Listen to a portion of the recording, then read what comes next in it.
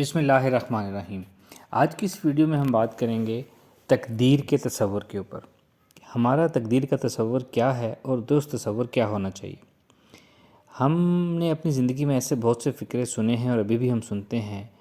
کہ وہی ہوگا جو منظور خدا ہوگا، جو لکھا ہے وہی ہونا ہے، اور بس اللہ کو یہی منظور تھا، یا تقدیر سے کون لڑ سکتا ہے۔ اس طرح کے ہم نے فکرے بہت سے لکھے ہیں۔ یہ فکرے اپنے آپ میں تو درست ہیں، لیکن ہم ان کا استعمال غلط کرتے ہیں، جس کی وجہ سے ہمارا تقدیر کا تصور جو ہے وہ خراب ہو چکا ہے۔ تقدیر کے تصور کو سمجھانے کے لیے کچھ ڈیفرنٹ پرسپیکٹیوز میں یوز کروں گا۔ جیسا کہ کسی نے کہا کہ تقدیر کا لفظ قدر سے نکلا ہے، جس کا مطلب ہے اصول یا رول، یعنی قدرت نے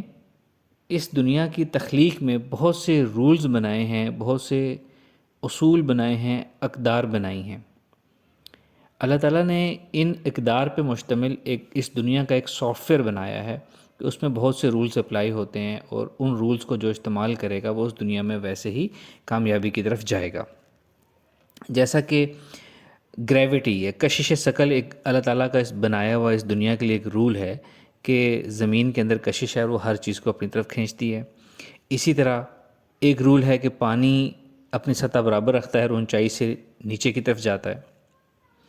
بالکل جس طرح یہ والے رولز ہیں، اسی طرح اس دنیا کے کچھ اور رولز یا کچھ اور قدر اقدار بھی ہیں جو اللہ تعالیٰ نے اس دنیا میں انسانوں کے لیے بنائی ہیں۔ جیسا کہ اگر دو شخص آپس میں لڑ رہے ہیں تلوار لے کر یا ویپنز لے کر لڑ رہے ہیں، تو ایک رول یہ ہے کہ جو شخص اپنا دفاع نہیں کرے گا وہ مر جائے گا۔ امتحان ہیں، اسکول کالج کے ایگزامز ہیں،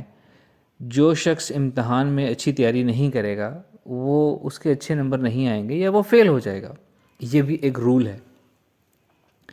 اب کوئی شخص لڑائی کے دوران اپنا دفاع نہ کرے اور وہ مر جائے، اگر کوئی بچہ امتحان کی تیاری نہ کرے اور امتحان میں فیل ہو جائے، اور بعد میں یہ کہا جائے کہ تقدیر میں یہی لکھا تھا یا اللہ کو یہی منظور تھا، تو یہ کہنے کا انداز غلط ہے۔ میں اس بات کو اس طرح کہوں گا کہ تقدیر میں یہی لکھا تھا کہ اگر وہ شخص اپنا دفاع نہیں کرے گا تو وہ مر جائے گا، اگر وہ بچہ امتحان میں تیاری نہیں کرے گا تو وہ فیل ہو جائے گا۔ یہ تقدیر میں لکھا تھا اور یہی اللہ کو منظور تھا۔ اگر ان چیزوں کو ہم اس طریقے سے دیکھیں تو ہمارا تقدیر کا تصور تھوڑا سا موڈیفائی ہوگا اور ہم بہتر طریقے سے تقدیر کو استعمال کر سکیں گے۔ اس دنیا میں بہت سی اقدار، بہت سے رولز اور اصول اللہ تعالیٰ نے پیدا کیے ہیں۔ جو انسان جتنے زیادہ رولز کو یا جتنی زیادہ اقدار کو استعمال کرے گا اپنی زندگی میں، اس کی تقدیر اتنی ہی اچھی ہوگی۔ یہ تقدیر کے تصور کا خلاصہ ہے۔ ایک مشہور کرسچین بزرگ گزرے سینٹ آگسٹائن، انہوں نے ان کا ایک بہت مشہور ایک قول ہے کہ معجزے قدرت کے اصولوں کے برعکس نہیں ہوتے، بلکہ صرف ان اصولوں کے برعکس ہوتے ہیں جن کو ہم جانتے ہیں۔ یعنی وہ کہنا یہ چاہ رہے ہیں کہ اس دنیا میں بہت سے اصول ہیں، بہت سی سائنٹیفک ریزننگ ہے، کچھ کو ہم جانتے ہیں اور کچھ کو ہم نہیں جانتے۔ ایز آف ناؤ، آج کے دن جن چیزوں کو سائنس ابھی تک نہیں جانتی اور ان کے برعکس یا ان سے ماورا کوئی کام ہوتا ہے تو ہم اس کو کرامت، معجزہ، کرشمہ کہتے ہیں۔ لیکن وہ سارے کرشمے، معجزے، کرامات بھی قدرت کے اصولوں کے مطابق ہوتے ہیں، سائنٹیفک ریزننگ کے اوپر بیسڈ ہوتے ہیں، لیکن چونکہ ہم ان کو نہیں جانتے اس لیے ہم اس کو معجزہ کہتے ہیں۔ اگر ہم ان تمام علوم کو جو ظاہری ہیں اور جو باطنی ہیں، جو ابھی تک سائنس نے ڈسکور نہیں کیے، ان کو ہم سیکھ لیں، سمجھ لیں اور اپلائی کرنا شروع کر دیں، تو شاید کوئی بات ہم انسانوں کے لیے ایک معجزہ کرامت نہ رہے، ہر چیز کو ہم ایک سائنٹیفک پرسپیکٹیو میں دیکھنا اور تولنا شروع کر دیں۔ اب میں ایک اور پرسپیکٹیو سے آپ کو تقدیر سمجھاتا ہوں، جس کو ہم تقدیر کا لکھا ہوا کہتے ہیں، کہ جو لکھا ہے وہی تقدیر ہے۔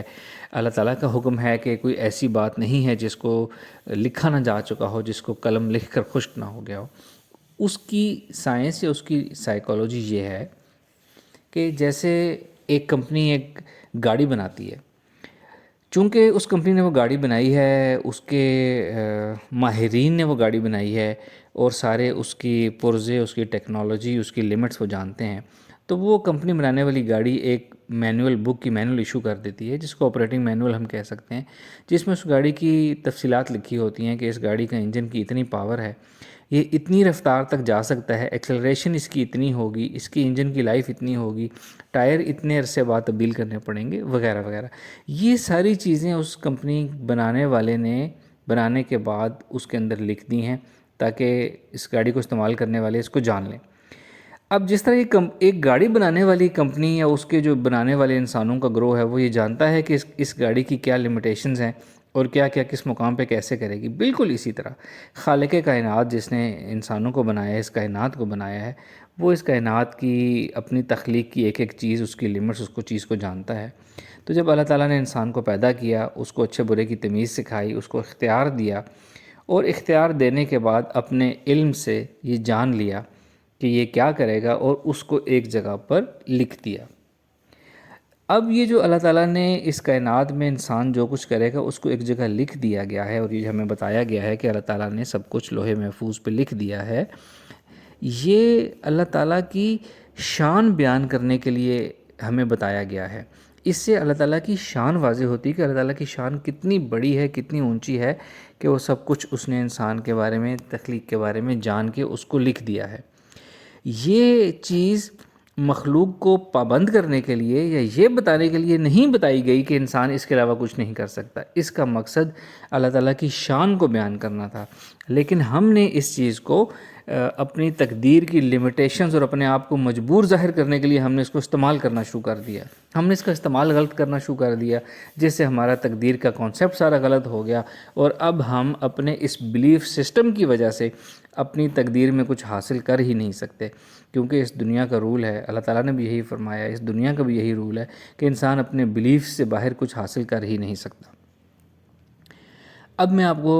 وہ تقدیر کا کانسیپٹ بتاؤں گا جو ہمیں ہمارے ریلیجن نے دیا ہے، اللہ تعالیٰ نے جو ہمیں بتایا ہے کہ تقدیر دو قسم کی ہے، ایک تقدیر مبرم ہے اور ایک تقدیر معلق ہے۔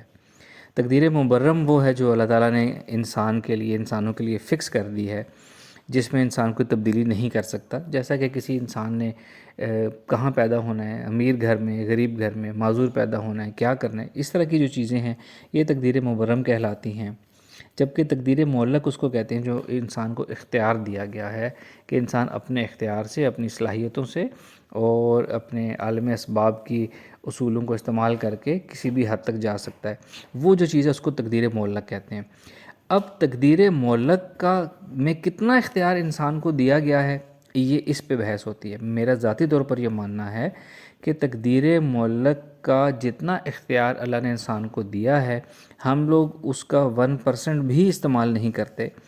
جو لوگ دنیا کی ترقی یافتہ ممالک ہیں یا جو ذہین ترین انسان ہیں اس دنیا کے، وہ بھی شاید 1% بھی اس اختیار تک نہیں پہنچے جو اللہ تعالیٰ نے انسان کو دیا ہے۔ اگر ہم اس کا صحیح استعمال کرنا شروع کر دیں تو ہم کہاں سے کہاں پہنچ جائیں۔ وہ لوگ جو اس کو استعمال کر رہے ہیں، دنیا کے اصولوں کو استعمال کر رہے ہیں، اپنے اختیار کو استعمال کر رہے ہیں، عالم اسباب کے رول سے فائدہ اٹھا رہے ہیں۔ ہم بات کر لیتے ہیں نان مسلمز کی، ویسٹرن ورلڈ کی بات کر لیتے ہیں۔ یہی وجہ ہے کہ ویسٹرن ورلڈ جو ہے وہ اتنی ترقی کر رہی ہے، سائنسدان چاند پہ پہنچ چکے ہیں، مریخ پہ پہنچ چکے ہیں، کائنات کو ایکسپلور کر رہے ہیں، وہ اتنی آگے ایڈوانس پہنچ چکے ہیں، اور ہم لوگ اپنے اس تقدیر کے غلط تصور کی وجہ سے ہم اپنی جگہ پہ موجود ہیں، اور اپنی سستی، اپنی کاہلی اور تقدیر کے غلط تصور کی وجہ سے ہم نہ دین میں ترقی کر پا رہے ہیں، نہ معرفت حق تک پہنچ رہے ہیں، اور نہ دنیاوی علوم کو حاصل کر کے، نہ سائنسی ترقی کر کے ہم اس دنیا میں کامیاب ہو پا رہے ہیں۔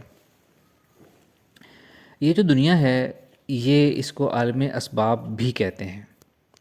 عالم اسباب کا مطلب ہے کہ جہاں ایک ایسی دنیا ہے جہاں اسباب کے استعمال سے انسان آگے ترقی کرتا ہے۔ اللہ تعالیٰ جو ہیں، اللہ تعالیٰ مسبب الاسباب ہیں، یعنی اسباب کے پیدا کرنے والے، اور انسان جو ہے وہ اسباب کا استعمال کرنے والا ہے۔ اب اللہ تعالیٰ کی شان یہ ہے کہ اللہ تعالیٰ خود سبب نہیں ہو سکتا، اور اللہ تعالیٰ نے جتنے اسباب اس دنیا میں پیدا کیے ہیں وہ کوئی سبب خود سے کارگر نہیں ہو سکتا جب تک اللہ تعالیٰ کی اس میں حکم، مرضی، ارادہ شامل نہ ہو۔ اس دنیا کے اسباب کیا ہو سکتے ہیں؟ جیسے محنت ہے، محنت سے اب آگے نئے دنیا جیسے ترقی کر رہی ہے، نئے علوم آ رہے ہیں، محنت ہارڈ ورک سے سمارٹ ورک کے کانسیپٹ آ رہا ہے، کمیونیکیشن سکلز ہوتی ہیں، پریزنٹیشن سکلز ہوتی ہیں، اس طرح کے بہت سے علوم اس دنیا میں اللہ تعالیٰ نے بنائے ہیں۔ اب سائنس ان کو علوم کو نام دے رہی ہے، ان کے اوپر ٹریننگ کروا رہی ہے۔ یہ سارے علوم اسباب کہلائیں گے۔ محنت اور دنیاوی علوم جتنی قسم کے ہیں وہ سارے اسباب ہیں اس دنیا کے۔ اسی طرح علوم حاصل کرنا، ان کو اپلائی کرنے کے بعد دعا کرنا، دعا بھی ایک سبب ہے اس دنیا کا، اور اپنے آگے پیچھے کے احوال سے اویئر رہنا اور دوسروں کی سازشوں سے بچنا، یہ بھی ایک سبب ہے۔ تو جو شخص جتنے اسباب کا استعمال کرے گا وہ اتنا ہی زیادہ عالم اسباب میں کامیاب ہوگا۔ اللہ تعالیٰ بہت رحیم ہیں، بہت کریم ہیں۔ وہ اسباب کے استعمال کرنے کو، وسیلہ کرنے کو، محنت کرنے کو، حسن تدبیر کے استعمال کو ریگارڈ کرتے ہیں، اس کو عزت دیتے ہیں اور انسان کو اس کے مطابق کامیابی دیتے ہیں۔ ایسا نہیں ہوتا کہ وہ لوگ، وہ قومیں جو مسلسل عالم اسباب کا بہت اچھا استعمال کر رہے ہیں، اللہ تعالیٰ ان کو فیل کر دے، اور جو نہیں کر رہے، جو تقدیر کے ایک غلط تصور کے اوپر یقین کر کے بیٹھے ہیں اور اپنی حرکت نہیں کر رہے، اسباب نہیں کر رہے، حسن تدبیر نہیں کر رہے، ان کو اللہ تعالیٰ کامیابی دیں۔ یہ اللہ تعالیٰ کا دستور نہیں ہے۔ تو ہم نے کیا کرنا ہے، اس دنیا میں جتنے اسباب ہیں، جتنے علوم ہیں، ان کا استعمال کرنا ہے، اور ان کا استعمال کر کے اپنے تقدیر معلق کا جو اختیار ہمیں دیا گیا ہے اس کا زیادہ سے زیادہ ہم نے استعمال کرنا ہے اور اپنی زندگی کو بہتر سے بہتر بنانا ہے۔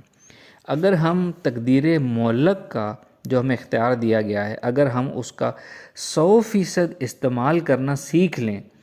اور پھر بھی کوئی چیز ہمیں نہ ملے، تو پھر ہم یہ کہنے کی پوزیشن میں ہوں گے کہ بس اللہ کو یہی منظور تھا یا تقدیر میں یہی لکھا تھا۔ اس سے پہلے تک ہم یہ کہنے کے مجاز نہیں ہیں، ہمیں یہ کہنے کا حق حاصل نہیں ہے کہ اگر ہمارا کوئی فیلئر ہوا ہے تو ہم یہ کہہ دیں کہ بس اللہ کو یہی منظور تھا۔ تو یہ ہمارے ٹاپک کا خلاصہ ہے۔